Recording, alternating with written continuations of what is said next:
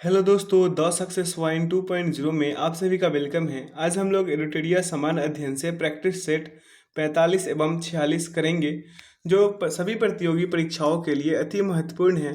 तो वीडियो में अंत तक बने रहिएगा। वीडियो को लाइक, सब्सक्राइब एंड दोस्तों के साथ शेयर जरूर कीजिएगा।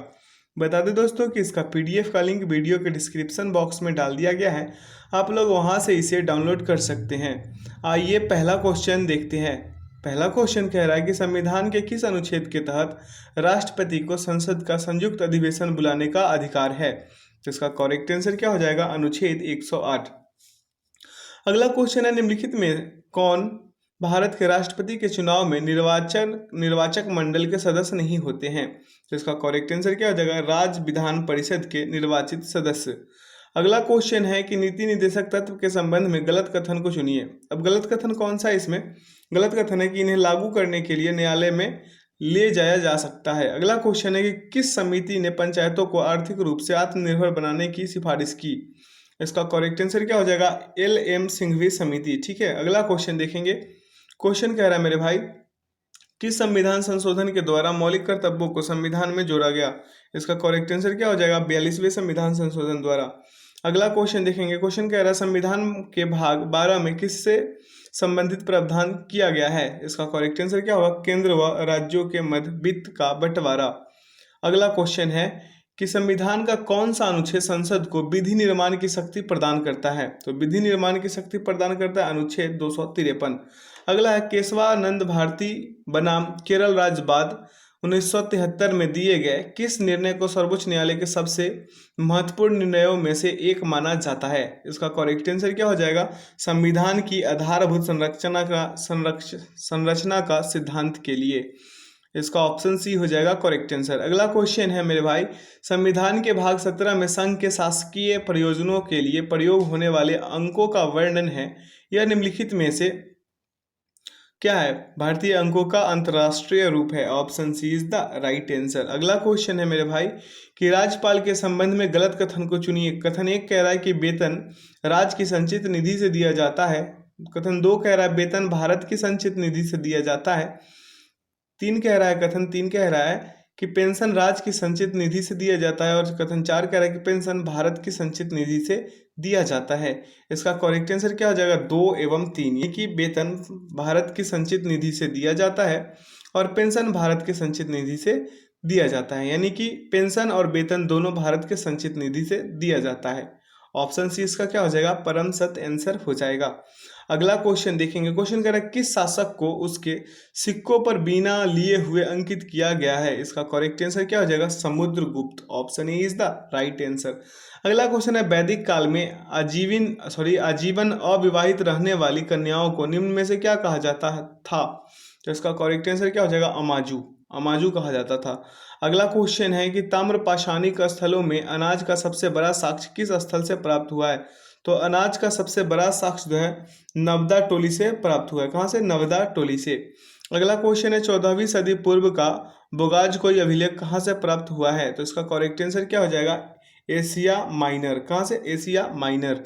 अगला क्वेश्चन है मेरे भाई कि निम्न में से किस संगठन का नाम वर्ष 1885 में बदलकर भारतीय राष्ट्रीय कांग्रेस रखा गया। इसका करेक्ट आंसर क्या हो जाएगा? भारतीय राष्ट्रीय संघ। Option A is the right answer. अगला है, सुभाष चंद्र बोस के बारे में निम्नलिखित में से गलत कथन का चयन कीजिए। अब गलत कथन कौन सा है बताना है। जापान की सहायता से द फ्री इंडिया सेंटर का गठन किया, यही कथन गलत है। बाकी के सभी गलत, सभी कथन सही है।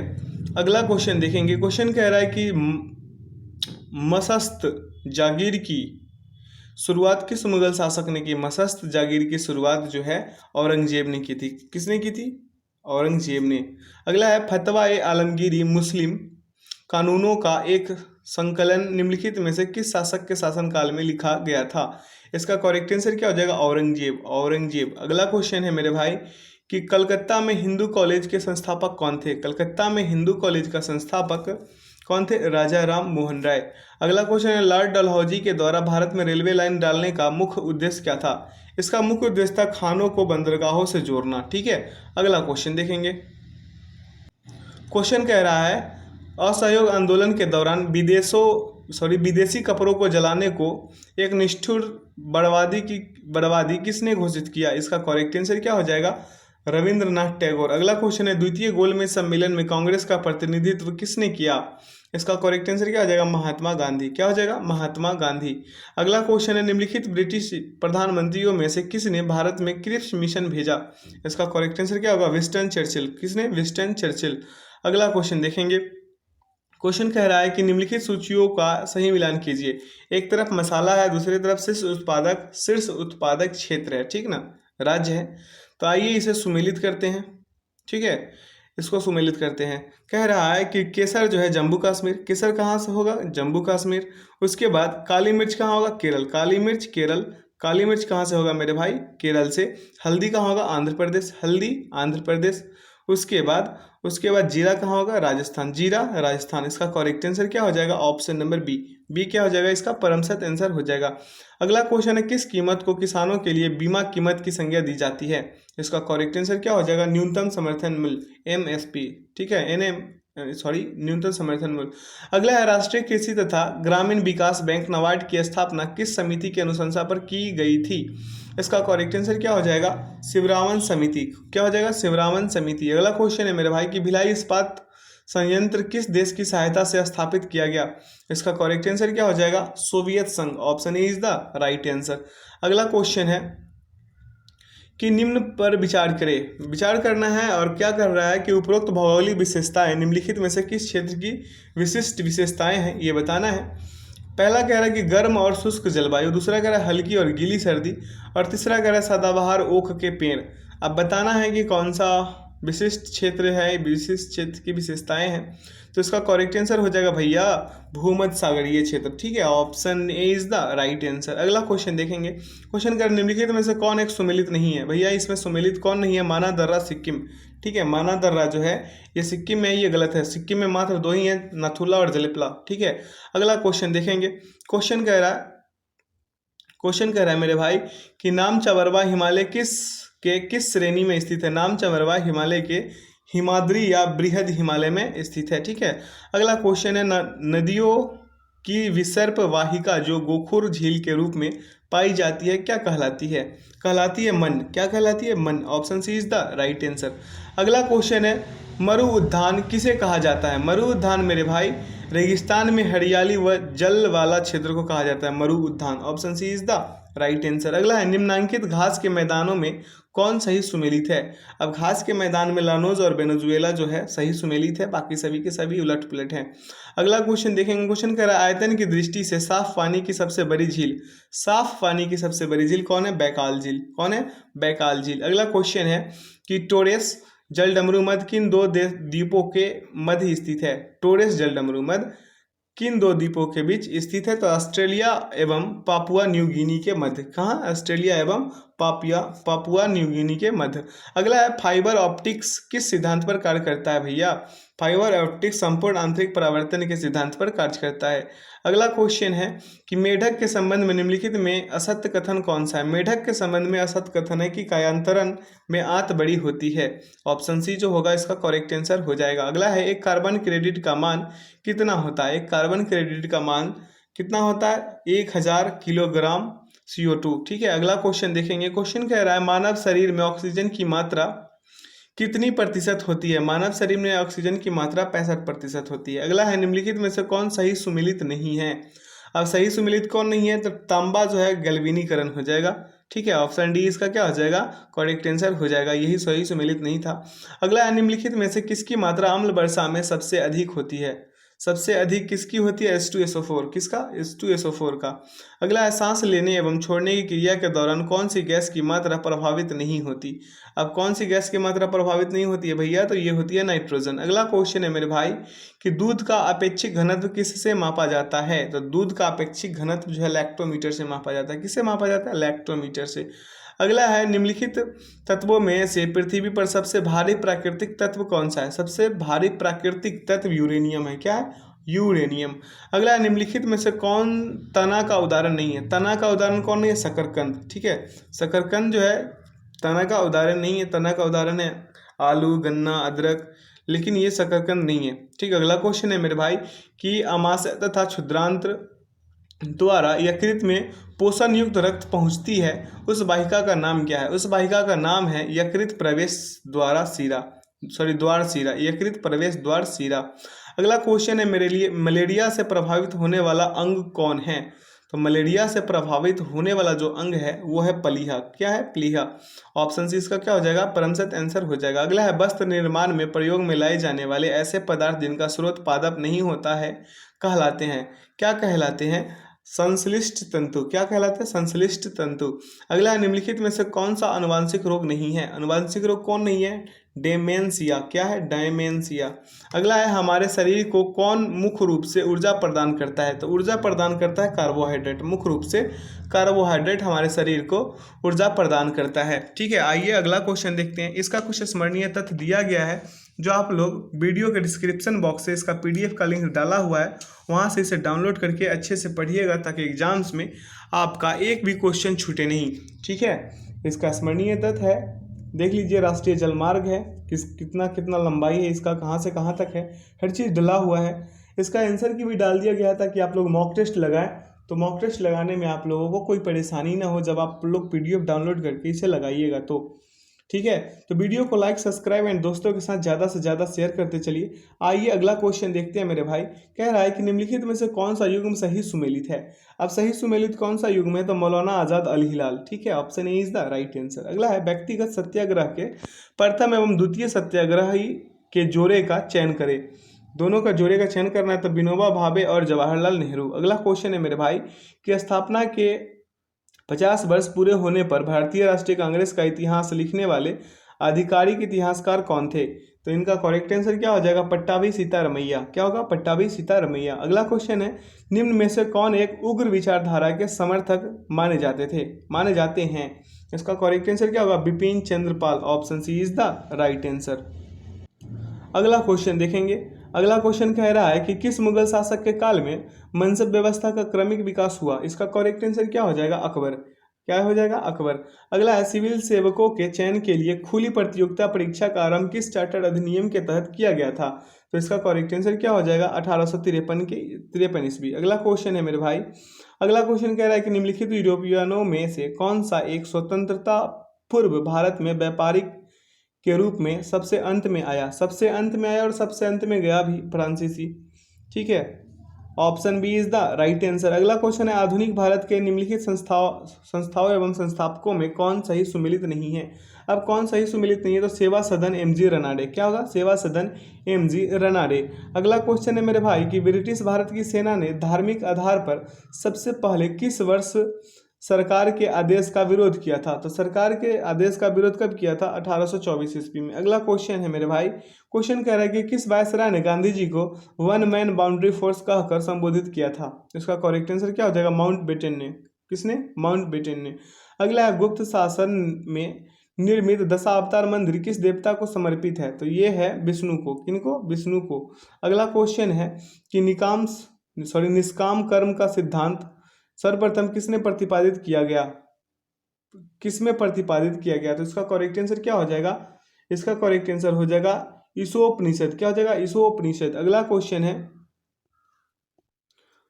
क्वेश्चन कह रहा है कि गुप्त काल में सर्वाधिक अभिलेख किस शासक के मिलते हैं? किस शासक के मिलते हैं मेरे भाई? तो ये मिलते हैं कुमारगुप्त प्रथम के। किनके? कुमारगुप्त प्रथम के। अगला क्वेश्चन है, निम्नलिखित में से किस स्थल से मानव कंकाल के साथ कुत्ते का कंकाल भी सावधान से प्राप्त हुआ है? इसका करेक्ट आंसर क्या हो जाएगा? बुर्जहोम। क्या हो जाएगा? बुर्जहोम। अगला है, अनेकांतवाद या स्यादवाद निम्नलिखित में से किसका क्रोध सिद्धांत एवं दर्शन है? इसका करेक्ट आंसर क्या हो जाएगा? जैन मत है। ये क्या है? जैन मत का। अगला क्वेश्चन है कि सती प्रथा का प्रथम अभिलेखीय साक्ष्य प्राप्त कहाँ से हुआ है? तो इसका करेक्ट आंसर क्या हो जाएगा? एरन से। क्या है? एरन अभिलेख से। अगला है, मौर्य काल में शिक्षा का सर्वाधिक प्रसिद्ध केंद्र था। मौर्य काल में शिक्षा का सर्वाधिक प्रसिद्ध केंद्र कौन था? तक्षशिला। कौन था? तक्षशिला। ठीक है, अगला क्वेश्चन है, प्रारंभिक मध्यकाल में बिहार का क्षेत्र किसके बीच संघर्ष का अखाड़ा बना रहा? इसका करेक्ट आंसर क्या हो जाएगा? बंगाल और दिल्ली। क्या हो जाएगा? बंगाल और दिल्ली। अगला क्वेश्चन है, राष्ट्रीय मानवाधिकार आयोग का अध्यक्ष किसे बनाया जाता है? तो बनाया जाता है सुप्रीम कोर्ट के किसी भी सेवानिवृत्त मुख्य न्यायाधीश या न्यायाधीश को, ठीक है। अगला इसका करेक्ट आंसर क्या हो जाएगा, ऑप्शन नंबर ए। अगला क्वेश्चन है कि नीचे दिए गए कथनों में से कौन सा कथन सही है। अब सही कथन बताना है तो इसका करेक्ट आंसर क्या हो जाएगा, 1952 में पहली बार लोकसभा का गठन किया गया था। अगला क्वेश्चन है कि भारत के महान्यायवादी के संबंध में निम्नलिखित में कौन सा कथन गलत है। अब गलत कथन बताना है। गलत कथन इसका क्या हो जाएगा, संसद की कार्यवाही में भाग लेने वाले और वोट देने का अधिकार है, ठीक है। अगला क्वेश्चन देखेंगे। क्वेश्चन कह रहा है कि निम्न में से किसके अंतर्गत बैंकों को अपनी जोखिम भारिता परिसंपत्ति तथा अपनी पूंजी के बीच एक निश्चित अनुपात बनाकर रखना होता है। इसका करेक्ट आंसर क्या हो जाएगा, पूंजी पर्याप्तता अनुपात। Option D is the right answer. अगला क्वेश्चन है मेरे भाई मेरे बंधु कि परंपरागत कृषि विकास योजना को कब शुरू किया गया। इसका करेक्ट आंसर क्या हो जाएगा, 2015। कब कब किया गया था, 2015 में। अगला क्वेश्चन देखेंगे। क्वेश्चन कह रहा है कि वस्तु एवं सेवा कर जीएसटी के संबंध में असत कथन को चिन्हित कीजिए। अब इसको चिन्हित करना है। इसका क्या हो जाएगा, जीएसटी के अंतर्गत 5%, 12%, 18% और 26% दर है, ठीक है। ये जो कथन है असत्य है। ऑप्शन सी इसका क्या हो जाएगा, परमसत आंसर हो जाएगा। अगला क्वेश्चन है कि भारत की वैसी नदी जो हिमालय की सभी श्रृंखला को काटती है, तो इसका करेक्ट आंसर क्या हो जाएगा, Sutlej. Option B is the right answer. अगला क्वेश्चन है कि निम्नलिखित में से कौन एक किसी प्रजाति के विलोपन के लिए उत्तरदायी नहीं है। इसका करेक्ट आंसर क्या हो जाएगा, व्याप खनिज यानी कि कर्मता। Option A is the right answer. अगला है मकर रेखा इनमें से होकर नहीं गुजरती। मकर रेखा इनमें से किस से होकर नहीं गुजरती है ये बताना है, तो बोलीविया से होकर नहीं गुजरती है।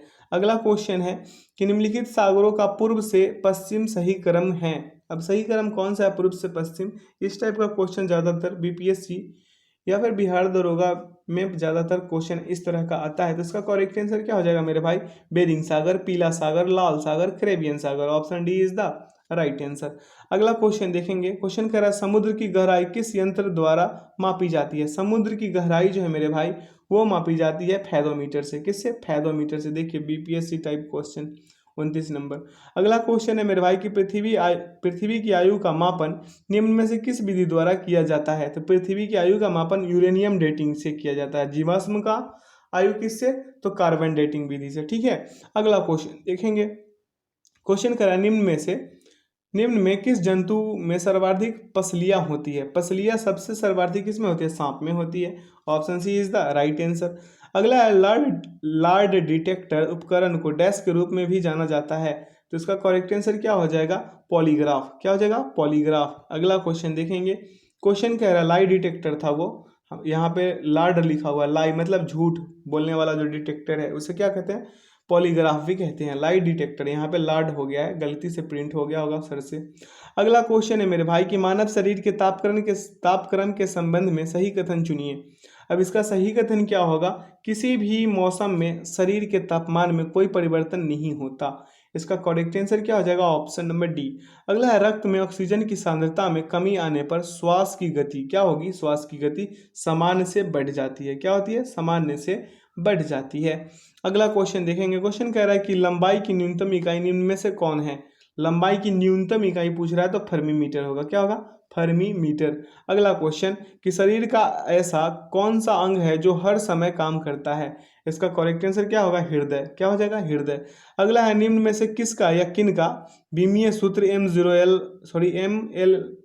ML1T-1 के बराबर है। तो इसका करेक्ट आंसर क्या हो जाएगा मेरे भाई, चाल का। किसका, चाल का। Option A is the right answer. इसका यूनिट डायमेंशन निकालेंगे तो आ जाएगा, ठीक है। अगला क्वेश्चन देखेंगे मेरे भाई। क्वेश्चन कह रहा है कि श्वसन के दौरान वायु के गमन का सही क्रम क्या है। श्वसन के दौरान वायु का गमन का यानी कि नासामार्ग, ट्रैकिया, ब्रोंकाई, बैक्टीरियोल्स, ठीक है।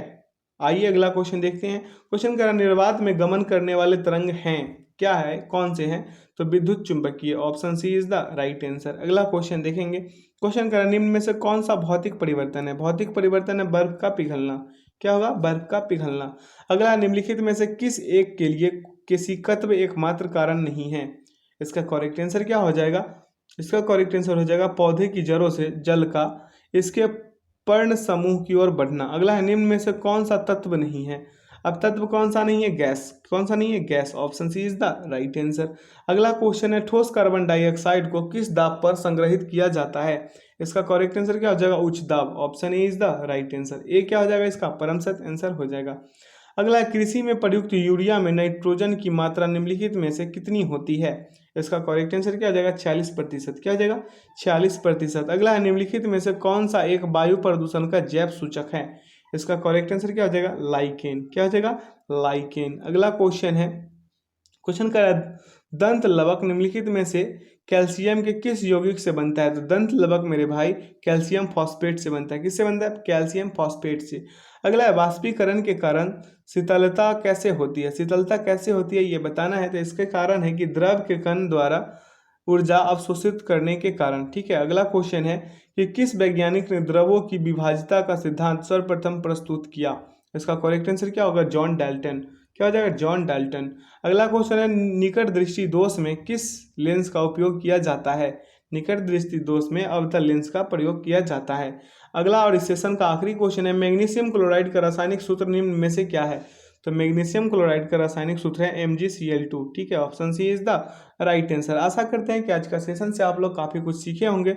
इसका स्मरणीय तथ्य डाल दिया गया है PDF में, तो आप लोग PDF को वीडियो के डिस्क्रिप्शन बॉक्स से इसका लिंक दिया गया है, वहाँ से डाउनलोड करके मॉक टेस्ट लगाइए या फिर वीडियो को 2-3 बार रिपीट कीजिए, क्योंकि BSSC CGL जो है इसके लिए ये बहुत ही पर्याप्त है। इतना जीके पर्याप्त है। ये 5000 प्लस जो जीके है सभी टॉप मोस्ट क्वेश्चन है इसमें। तो आप लोग इसको छोड़िएगा मत, स्किप मत कीजिएगा, ताकि आप लोग का स्कोर जो है GK GS में बूस्ट हो। कम से कम 75 क्वेश्चन पूछता है, उसमें 65 या 60 कर लेते हैं तो समझिए सिलेक्शन निश्चित है। तो इसका स्मरणीय तक डाला हुआ है, आप लोग यहाँ से पढ़ लीजिएगा PDF से, PDF डाउनलोड करके। और वीडियो को लाइक, सब्सक्राइब एंड दोस्तों के साथ ज़्यादा से ज़्यादा शेयर कीजिए। ठीक है। वीडियो में अंत तक बने रहने के लिए बहुत बहुत धन्यवाद। Thanks for watching the video. जय हिंद।